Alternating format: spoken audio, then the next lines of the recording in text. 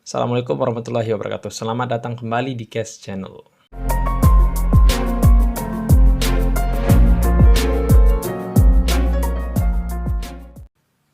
Teman-teman, pada kesempatan kali ini kita akan membahas tentang peristiwa sejarah Perang Salib. Ini adalah salah satu perang yang menyebabkan korban jiwa yang sangat masif pada saat itu. Jadi sebelum kedatangan tentara salib ke dunia Islam pada saat itu. Jadi kondisi dunia Islam pada saat itu sangat kaya raya. Ilmu pengetahuan berkembang dengan pesat, arsitektur juga berkembang dengan sangat pesat. Bahkan sebelum kubah-kubah bangunan di era Renaissance itu dibuat, arsitektur bangsa Arab itu sudah membuat itu berabad-abad sebelum itu. Bahkan bangunannya itu, yang kayak kubah itu sangat luar biasa itu bangunannya, sangat mewah sekali. Nah, perkembangan ilmu pengetahuan itu sangat pesat juga pada waktu itu. Jadi ribuan buku-buku dari Yunani dan bahkan dari Cina itu kemudian diterjemahkan ke dalam bahasa Arab. Islam kemudian mempelajari ilmu pengetahuan yang berasal dari Yunani kuno, yang kemudian sebenarnya di Eropa itu sudah mulai ditinggalkan, tetapi kemudian dipungut oleh orang-orang Islam, oleh umat Islam pada saat itu, sehingga ya kemajuan di dunia Islam, kemajuan ilmu pengetahuan di dunia Islam itu sangat-sangat luar biasa pada waktu itu. Nah, bahkan sampai di jalan-jalan itu berjejer toko-toko buku di situ. Banyak sekali toko buku. Sebuah jalan di Damaskus itu punya sampai 100 toko buku itu. Buka toko buku di jalan-jalannya itu. Coba kita bandingkan dengan sekarang. Kalah mungkin sekarang ya. Sekarang ini mungkin kalah ini. Karena kalau kita lihat di beberapa kota, saya lihat Gramedia itu kan agak jarak itu agak jauh-jauh. Agak berjauhan begitu. Nggak kayak zaman dulu. Pusat perkembangan ilmu pengetahuan itu terjadi di Baghdad. Adanya di Baghdad pada waktu itu. Jadi Baghdad itu sangat maju pada waktu itu. Antara kota satu dengan kota yang lain itu mereka saingan banyak-banyakan jumlah koleksi buku.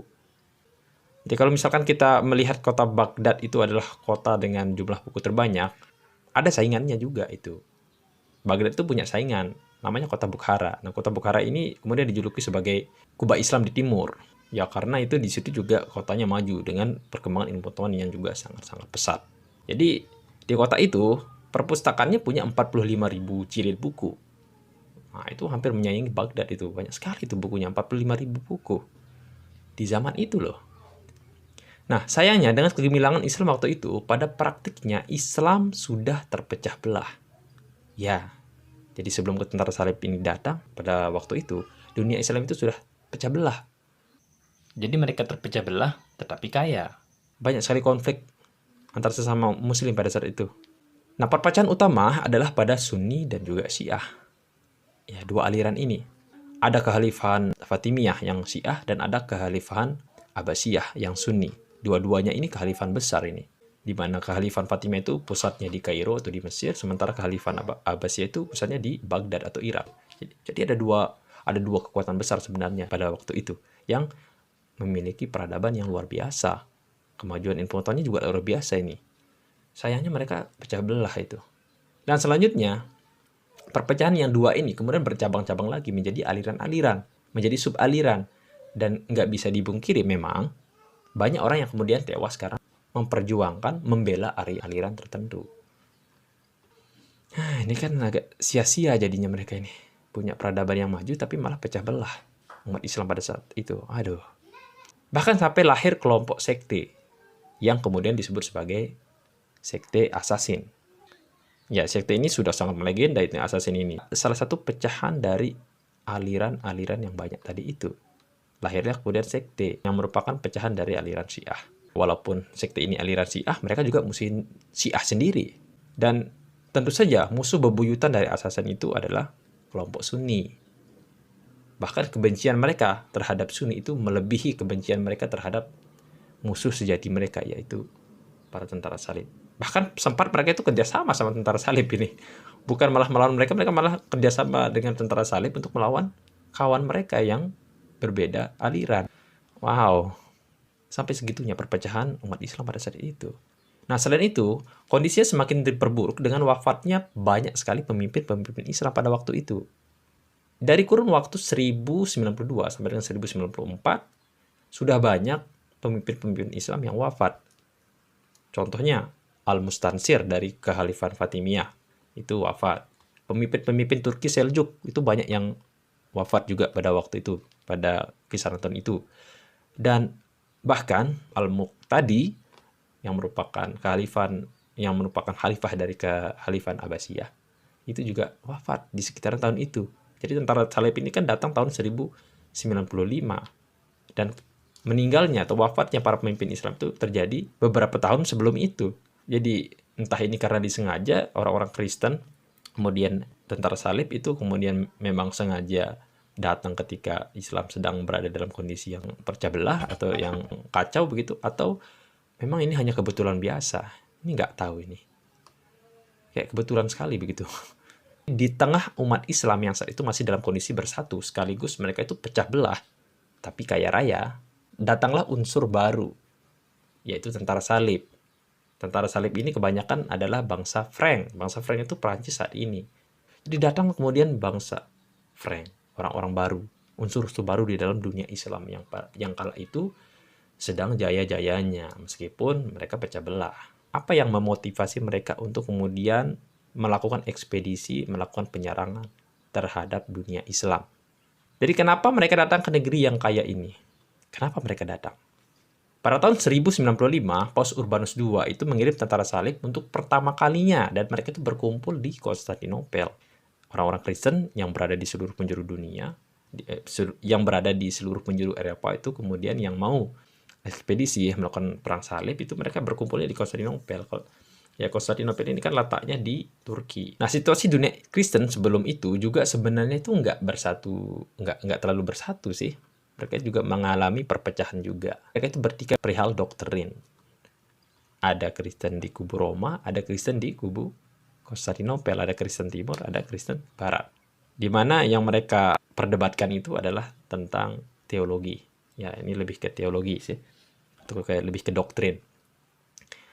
Kubu yang satu mengatakan kalau Tuhan itu adalah Tritunggal.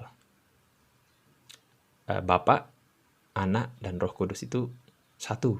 Dan kubu yang lain mengatakan kalau Roh Kudus itu berasal dari Bapa dan Anak. Nah, di Eropa Barat juga itu mengalami kekacauan, chaos, di mana di situ terjadi pertikaian atau konflik antara paus. Paus bersaing dengan kaisar dan rakyat kemudian menderita pada waktu itu di Eropa itu. Karena rakyatnya susah diatur, maka satu-satunya cara yang kebanyakan pemimpin lakukan adalah menyatakan peperangan terhadap bangsa luar. Dalam hal ini adalah orang-orang Islam. Nah, pada tahun 1095, Paus Urbanus II itu melakukan sebuah pidato yang sangat luar biasa.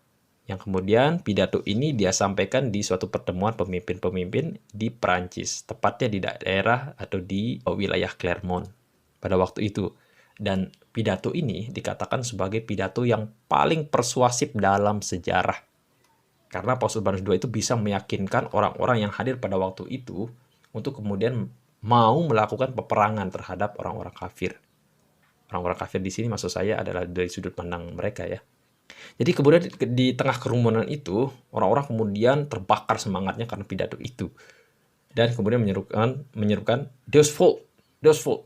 Artinya apa Deus Vult? Yang saya lupa ini. Intinya itu menyerukan untuk kemudian menyerukan peperangan. Menyerukan peperangan.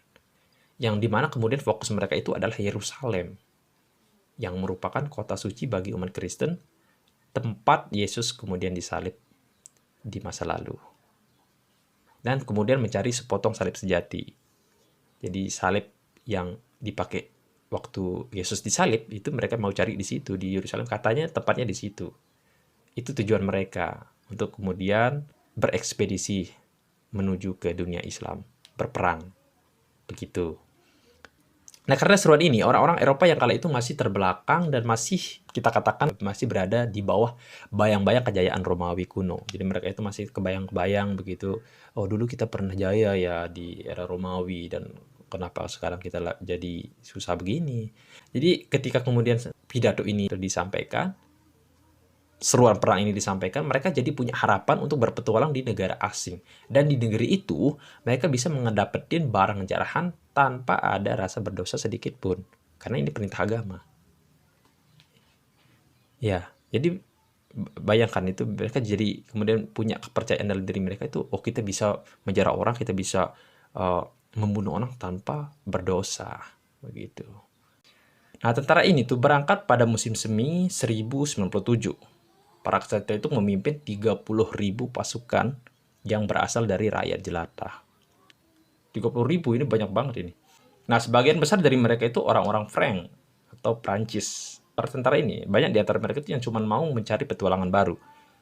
Ada petani yang cuma pengen ikut-ikutan karena bosan gitu dengan kehidupan tanah Eropa. Bahkan ada juga itu yang berandalan yang cuma ingin menjarah aja itu. Mereka cuma ikut-ikutan, mau menjarah, dan udah itu aja. Tapi mereka semua itu boleh saja mengaku kemudian berperang demi agama.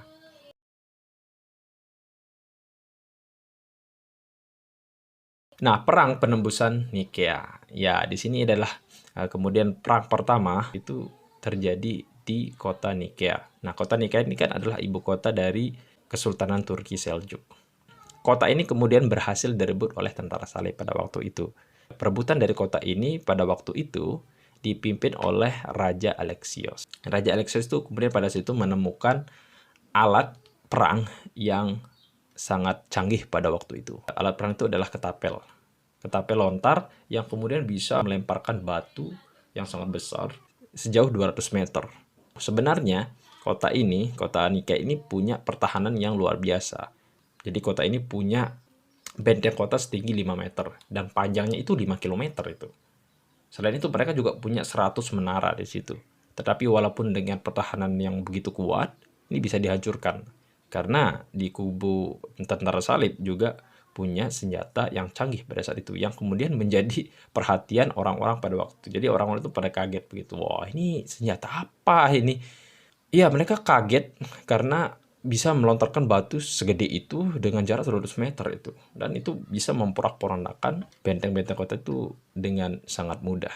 Ini kan pro sekali. Ya, mereka bisa menangin battle dengan halangan benteng sengeri itu.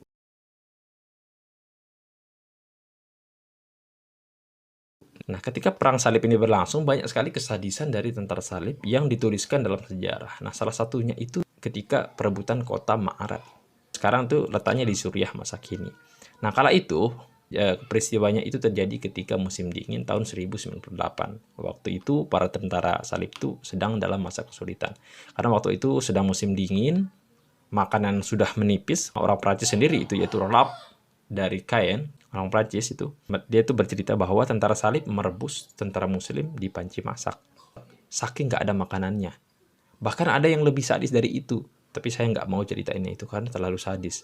Nah, apakah menurut teman-teman cerita ini agak dilebih-lebihkan ini? Kalau misalkan cerita ini berasal dari tentara muslim, mungkin ini berlebihan ini. Tetapi ini ceritanya itu datang dari tentara Prancis sendiri. Dari semua peristiwa penjarahan, pembantaian itu, dan segala macamnya itu ya. Apa respon dari orang-orang muslim pada waktu itu ketika kedatangan bangsa Prancis atau bangsa Frank ini? Nggak ada perlawanan yang berarti dari kaum muslim pada saat itu.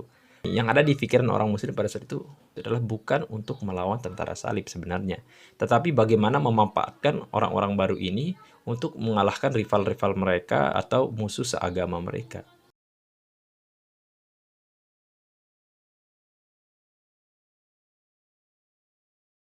Nah, akhirnya pada Juli tahun 1099 Masehi, bangsa Frank ini berhasil menaklukkan Yerusalem. Jadi tujuannya ini sudah tercapai ini, karena Yerusalem sudah bisa mereka taklukkan. Mereka tuh menembus bentengnya itu pakai ketapel pelontar yang tadi. Jadi masih terpakai itu sampai ke Yerusalem itu, ketapel itu. Nah udah gitu, setelah kotanya dikuasai, terjadi pembantaian secara acak pada waktu itu. Puluhan ribu pria, wanita dengan cara dibakar. Nah bahkan tumpukan mayatnya itu diceritakan itu bisa nyampe setinggi rumah. Nah, ketika kota ini ditaklukkan, kota Yerusalem masih berada di bawah kekhalifahan Fatimiyah sebenarnya pada waktu itu. Nah, di sini banyak sejarawan muslim yang menyalahkan Fatimiyah. Kenapa? Kekhalifahan Fatimiyah ini dituduh udah menjalin kerjasama rahasia dengan tentara salib.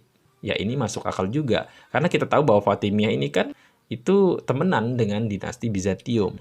Nah, ada pertemuan rahasia antara Fatimiyah dan juga tentara salib. Dan yang dibahas itu nggak tahu, itu kurang jelas apa yang dibahas pada, tapi intinya kesepakatan mereka itu batal dan pada akhirnya tentara salib jadi menyerang Yerusalem.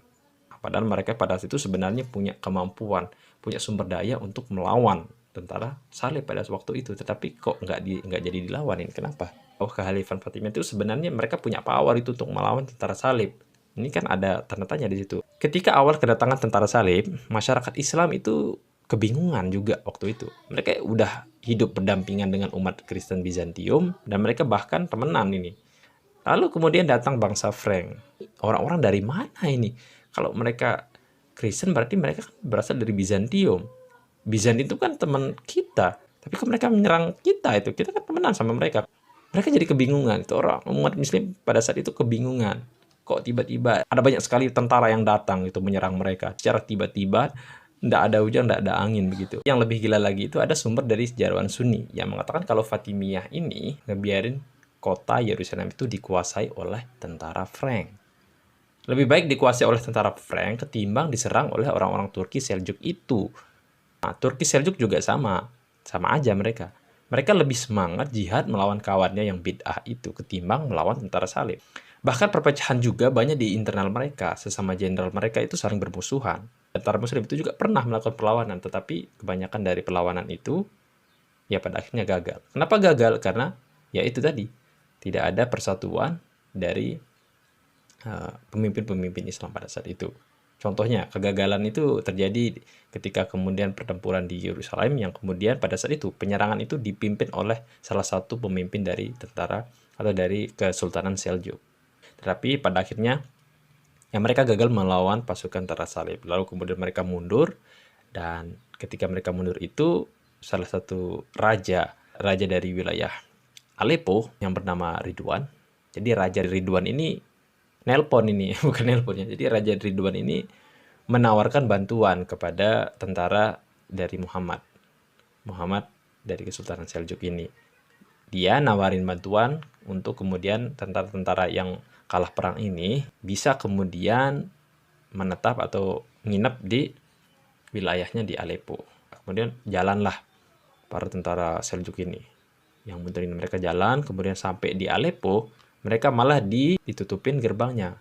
Gerbangnya tidak mau dibuka sama si Ridwan ini, sama Raja Ridwan. Padahal dia sendiri itu yang manggil, tapi kok nggak dibuka gitu. Jadi itu yang kemudian membuat tentara Muhammad ini berdiam diri di depan gerbang istana selama 17 hari. Jadi selama 17 hari dibiarin di situ, nggak dikasih masuk. Ya ini akhirnya bikin kesel juga ini. Kan udah dijanjiin mau dibantu, tapi kok malah dibiarin begitu di depan, nggak dikasih masuk. Usut punya usut, rupanya Ridwan ini lebih condong ke Syiah. Sementara Sultan Muhammad ini kan Sunni. Dan ini kan udah serangan gagal, dihianati pula sesama kawan.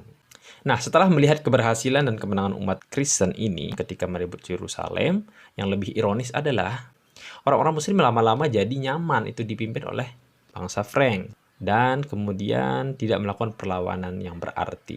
Tanah mereka sudah diambil, orang-orang mereka sudah dibunuh, mestinya mereka melawan, tetapi itu tidak terjadi. Mereka itu lebih memilih untuk menyogok. Lebih baik kita sogok aja ini caranya itu, biar kita nggak usah perang. Lagian kalau perang nanti kita kalah. Artinya apa? Motivasi orang-orang masyarakat Muslim pada saat itu sudah sangat-sangat rendah sekali begitu motivasinya. Sampai pada akhirnya lahir seorang pemimpin besar yang kemudian akan menyatukan dunia Islam pada saat itu. Pemimpin itu adalah Salahuddin Al-Ayyubi. Terima kasih sudah menyaksikan dan selamat berpuasa. Tonton terus channel ini dan jangan lupa kalau kalian merasa video ini punya manfaat dan bisa menambah wawasan teman-teman, silahkan subscribe. Jangan lupa tinggalkan komentar di bawah dan kita ketemu di episode selanjutnya. Wassalamualaikum warahmatullahi wabarakatuh.